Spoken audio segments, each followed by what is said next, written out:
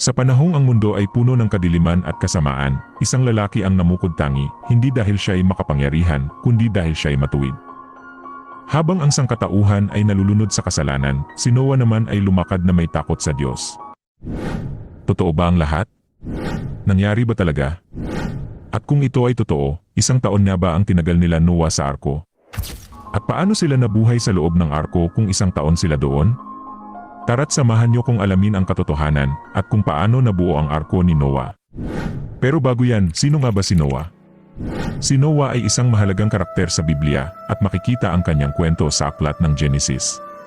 Ayon sa Biblia, si Noah ay isang matuwid at tapat na tao na pinili ng Diyos upang magtayo ng isang malaking arko upang iligtas ang kanyang pamilya at ang iba't ibang uri ng hayop mula sa isang malaking baha na ipapadala ng Diyos bilang paghatol sa kasamaan ng mundo.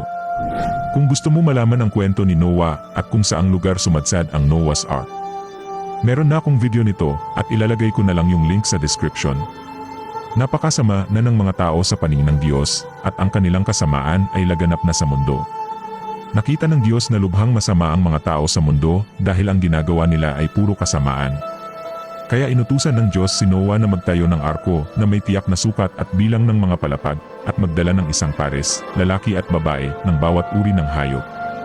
Tumagal ng maraming taon bago natapos ni Noah ang pagbuo ng arko. Ilang taon nga ba ginawa ni Noah ang arko? Walang eksaktong taon na binanggit sa Biblia kung gaano katagal ginawa ni Noah ang arko, subalit may ilang biblical clues na ginagamit ng mga theologians para i-estimate ito.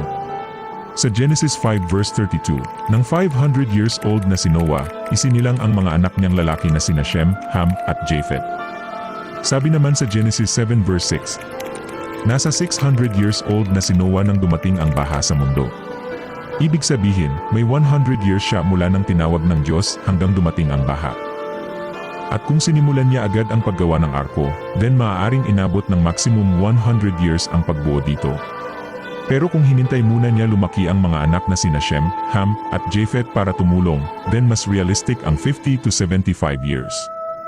Ang matagal na panahon ay hindi dahil mabagal si Noah, kundi dahil malaki ang arko dahil 450 feet ang haba nito at manu-manong paggawa lang dahil wala pang mga machine noon.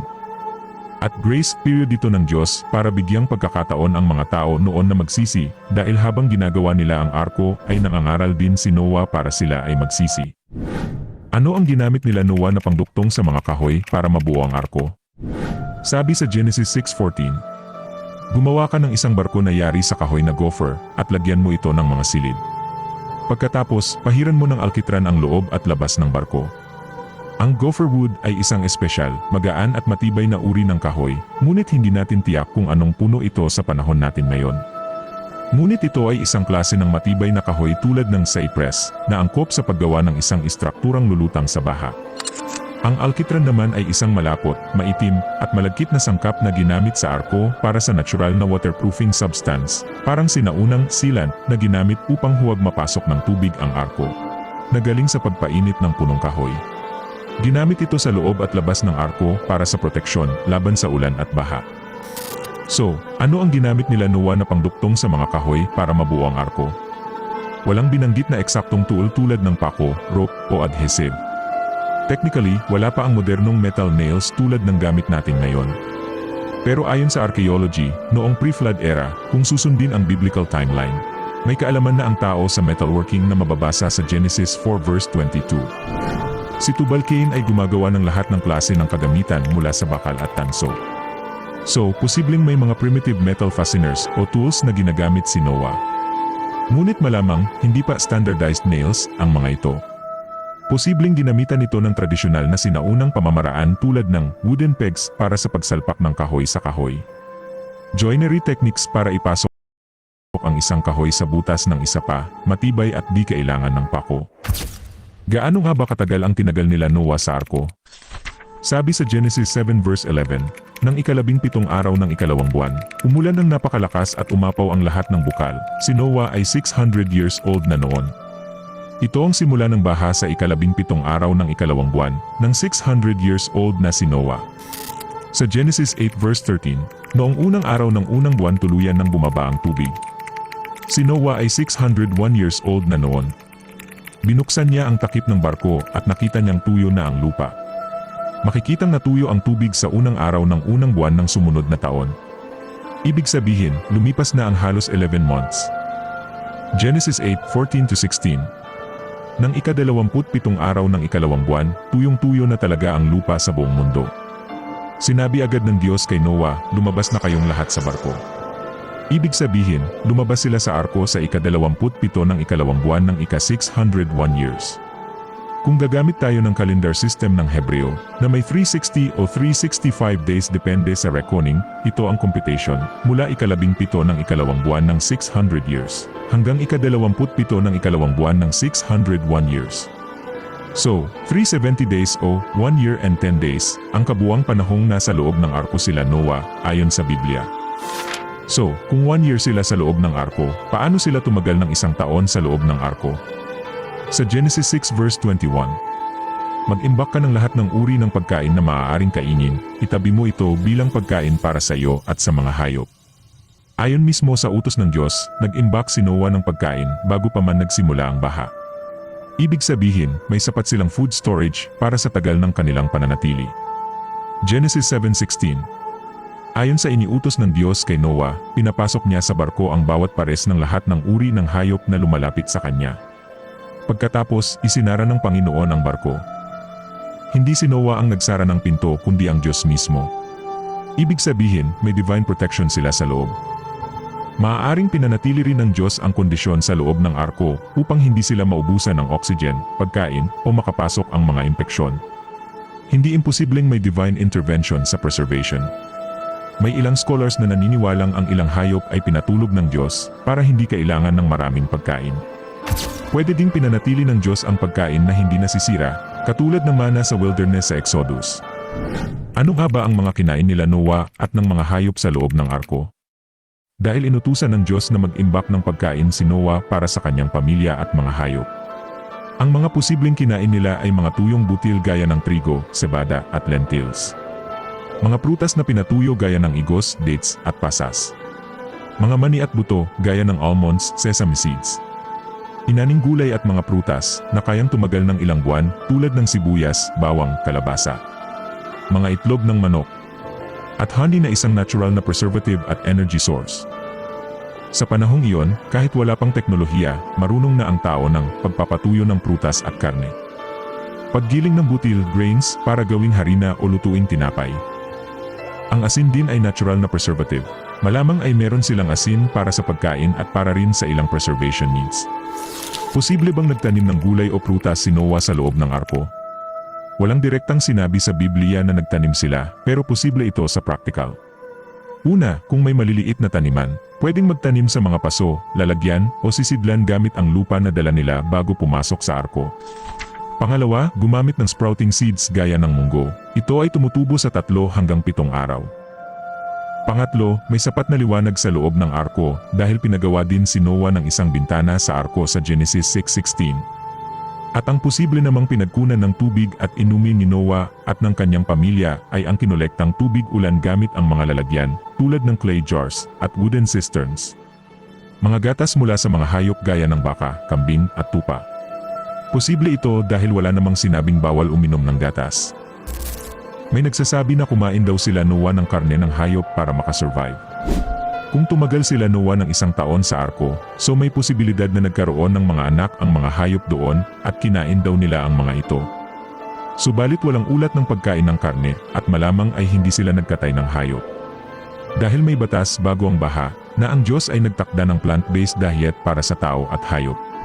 Sabi sa Genesis 1:29-30, binibigay ko sa inyo ang mga tanim na namumunga ng butil pati ang mga punong kahoy na namumunga upang inyong kainin. At ibinibigay ko sa lahat ng hayop ang lahat ng luntiang halaman bilang pagkain nila, at iyon nga ang nangyari. Ibig sabihin, bago ang pagbagsak ng kasalanan at baha, ang lahat ng tao at hayop ay kumakain ng halaman.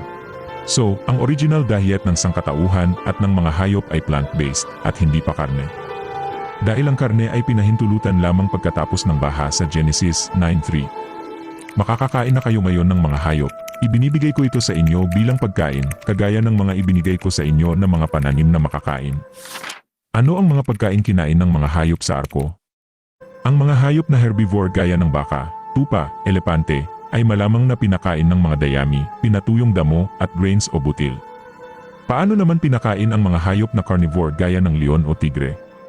Maaaring sila ay naging hibernating o bahagyang inactive gaya ng ilang hayop sa panahon ng taglamig, isang posibleng milagro ng Diyos para hindi masyadong magutom.